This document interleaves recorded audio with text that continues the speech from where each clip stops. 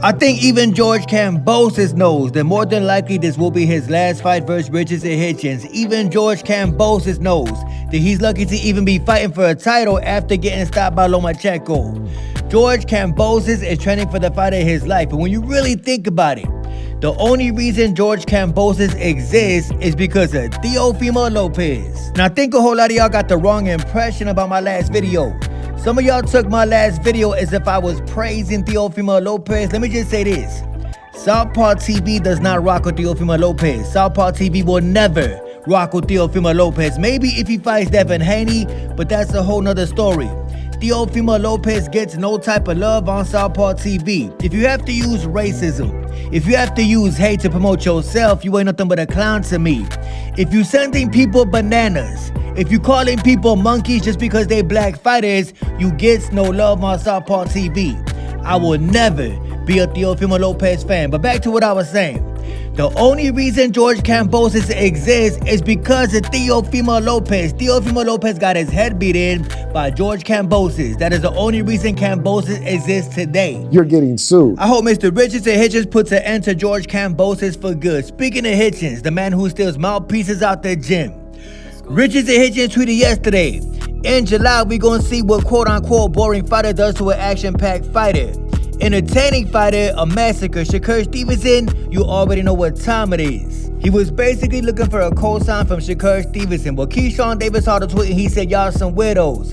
Y'all should just get married already. The fuck is you talking about?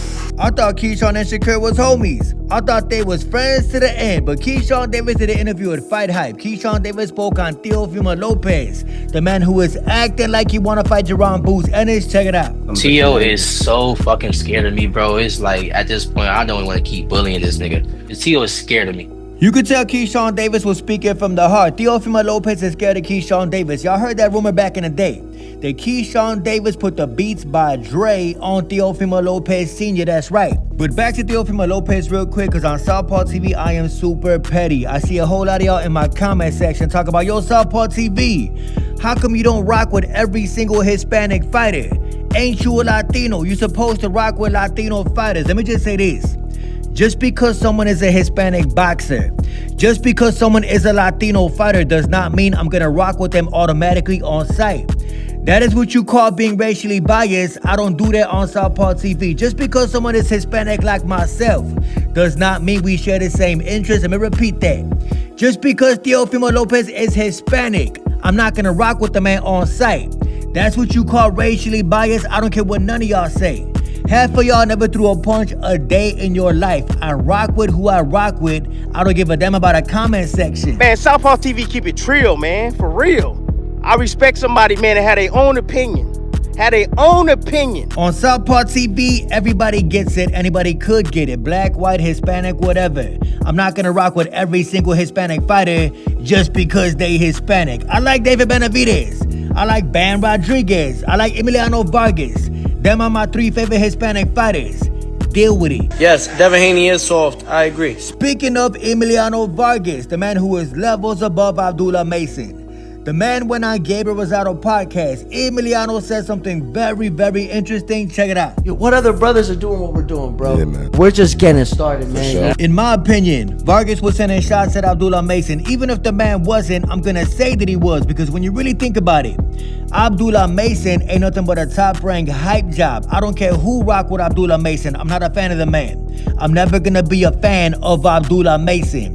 Emiliano Vargas is the fighter to promote if you're working with Top Rank. Emiliano Vargas is the best fighter, best young prospect on Top Rank. Not Abdullah Mason, the glass jaw. Not Abdullah Mason, the man who got dropped twice in one round by a nobody. Don't care what none of y'all say. Emiliano Vargas over the very lost individual Abdullah Mason.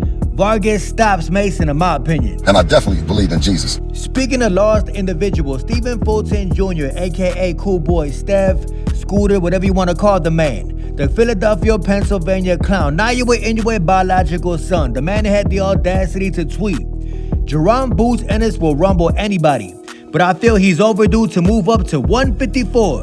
The first is a fact, the second is my opinion. Boots is overrated.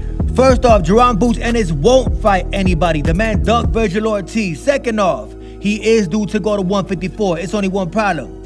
The man is scared to go to 154. Boots Ennis turned down a fight with Virgil Ortiz because it was at 154. Even people out of Philadelphia, Pennsylvania know it's time for Boots Ennis to move up to 154. It's only one problem. Due to the fact that Boots Ennis is from Philly, that little tiny soft scary city, lets me and you both know that he ain't going to 154 no time soon. The man is soft as hell. You're lame as fuck. And I think that Ring Magazine is out their damn mind. They owned by Turki Al-Ashiki, which lets me and you both know that they do not represent boxing the right way. Ring Magazine put up on Twitter, Richard Schaefer believes that Canelo Alvarez vs. Terence Crawford can surpass 2015's fight of the century between Floyd Mayweather and Manny Pacquiao. Let's not be crazy. Schaefer said, quote, with Mayweather Pacquiao, people hyped it up. It was a big success financially, but I think this could be equally as big or even bigger. With all due respect, Bud Crawford ain't no damn Floyd Mayweather. Canelo ain't no Manny Pacquiao. Floyd and Pacquiao was hyped up for 5 years. The Canelo Alvarez vs. Bud Crawford fight just came up out of nowhere. Nobody wanted to see Bud Crawford fight Canelo Alvarez. People want to see Canelo Alvarez fight David Benavidez. That's the fight that we want to see Canelo Alvarez in. With Mayweather Pacquiao, people wanted to see them fight. That fight was hyped up because people wanted to see them fight. They was both in the same weight class. Manny Pacquiao did not move up 2 weight classes to fight Floyd Mayweather like Bud Crawford is doing. Richard Schaefer makes no sense at all. You don't know shit about boxing. Nobody asked for this fight. They're making this fight because it's a money grab. Bud Crawford is moving up 2 weight classes just for the payday.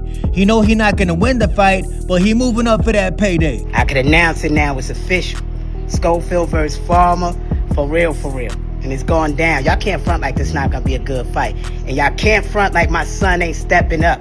Having fought since November, now going straight in the ring with a 2-time world champion.